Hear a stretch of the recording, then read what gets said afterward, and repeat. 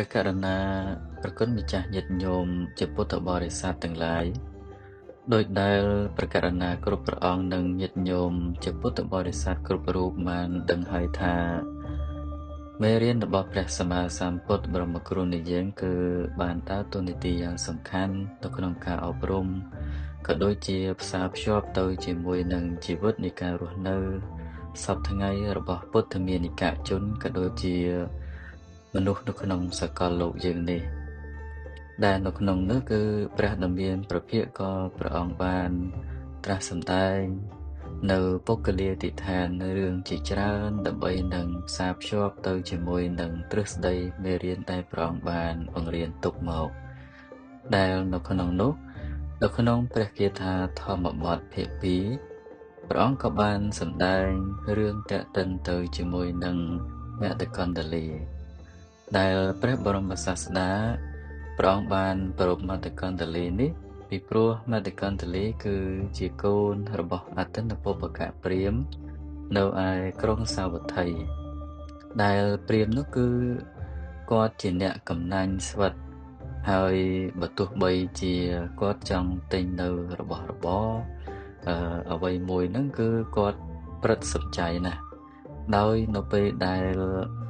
មគ្គកណ្ដលីហ្នឹងគាត់មានវ័យវឌ្ឍនាការចម្រើនគឺអទិន្នពុបកព្រាហ្មណ៍ហ្នឹងសុខចិត្តធ្វើទំហូរឲ្យមគ្គកណ្ដលីហ្នឹងពាក់ដោយខ្លួនឯងគឺមិនឲ្យជាងឬក៏ទៅទិញអំពីហាងដតីទេពីព្រោះតែអទិន្នពុបកព្រាហ្មណ៍គាត់ខ្លាចអស់នូវទ្រព្យសម្បត្តិរបស់គាត់នៅពេលនោះឯងមគ្គកណ្ដលីគាត់មាននៅជំងឺឈឺយ៉ាងទម្ងន់ដោយជំងឺនោះបុរាណលោកហៅឈ្មោះថាជាជំងឺកើតលឿងពេលនោះព្រាហ្មណ៍ដែលជាបិតាគឺអទិន្នពុបកព្រាហ្មណ៍នឹងឯងមិនបានរកនៅគ្រូពេទ្យឬក៏យកកូននោះទៅព្យាបាលទេទុកឲ្យកូននោះមានជំងឺកាន់តែធ្ងន់ធ្ងរទៅ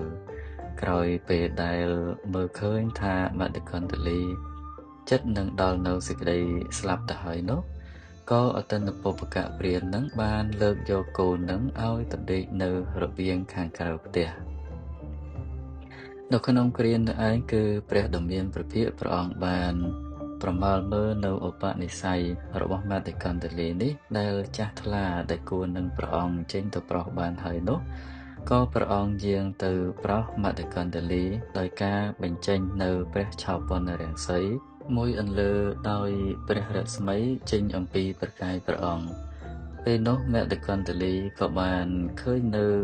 ព្រះរស្មីដែលចេញអំពីប្រកាយព្រះអង្គហើយក៏ធ្វើនៅសេចក្តីជ្រះថ្លាក្នុងចិត្តយ៉ាងក្រៃលែងដោយខ្លួនពុំអាចងើបនឹងទទួលដោយការគោរពគារវកិច្ចចំពោះព្រះពុទ្ធអង្គបានគ្រាដែលគាត់កំពុងតែមាននៅសេចក្តីជ្រះថ្លាជាមួយនឹងពុទ្ធគុណនោះឯងក៏បានធ្វើមរណកាលទៅពេលដែលគាត់ស្លាប់ទៅនោះក៏គាត់បានទៅកើតទៅក្នុងឋានតាវតឹងទេវលោកហើយគាត់ក៏បានប្រមាលមើលអំពីបុណ្យនិស្ស័យរបស់ខ្លួនហេតុអីបានជាមកកើតនៅក្នុងឋានទេវលោកនេះពេលនោះក៏គាត់ក៏លេចទៅឃើញឪពុករបស់គាត់ដែលកំពុងតែយំសោកសង្រេងបោកខ្លួនយ៉ាងខ្លាំងយ៉ាងក្រៃលែងទើបបានចុះអំពីឋានទេវលោកមកដើម្បីនឹងជួយសង្គ្រោះទៅដល់ឪពុករបស់ខ្លួនឲ្យបានរួចចាកផុតអំពីសេចក្តីទុក្ខសោកសៅនោះ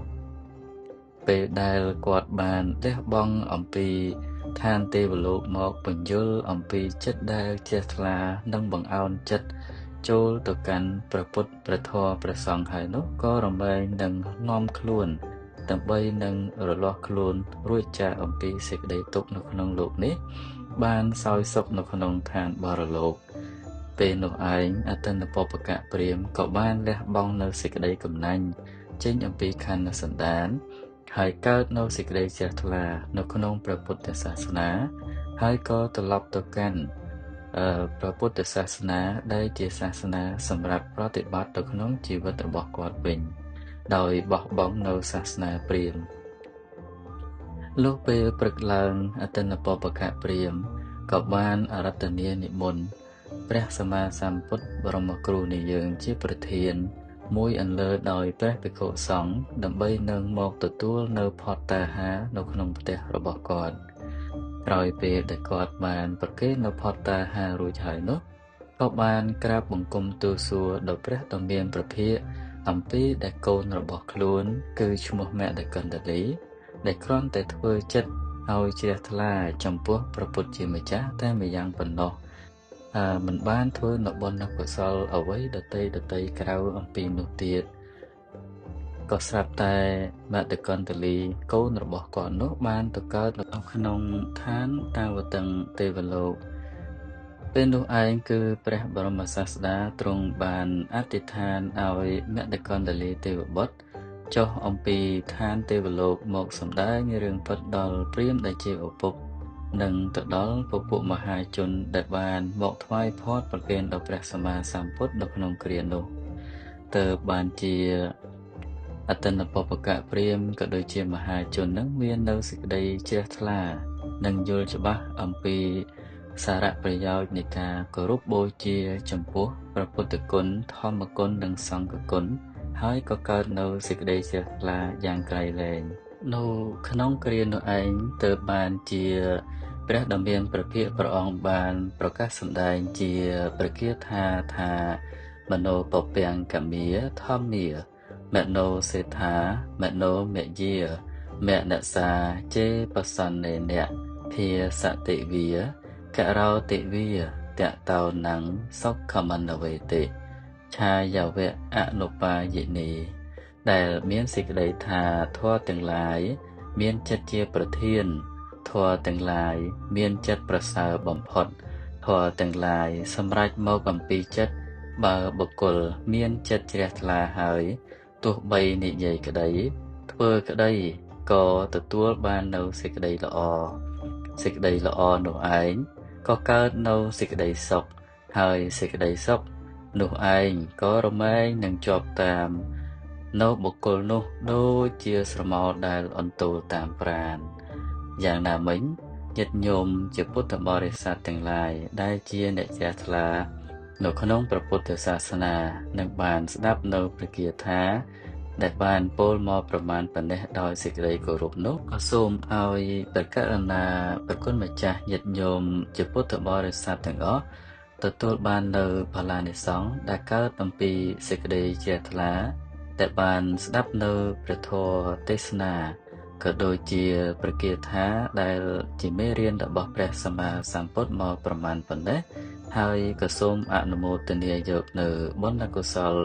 រៀងអង្គរៀងខ្លួនសូមអនុមោទនា